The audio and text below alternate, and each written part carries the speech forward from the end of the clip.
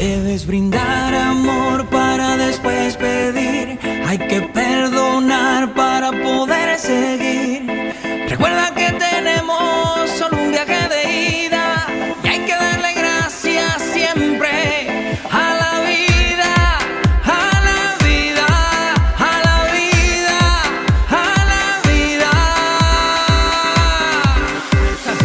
Oye, abre tus ojos, mira hacia arriba, disfruta las cosas buenas que tiene la vida. Abre tus ojos, mira hacia arriba, disfruta las cosas buenas que tiene la vida.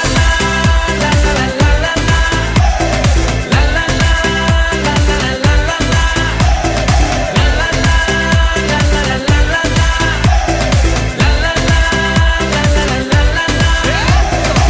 Cuando estés perdido y no sepas dónde vas, recuerde dónde vienes y qué bien te sentirás.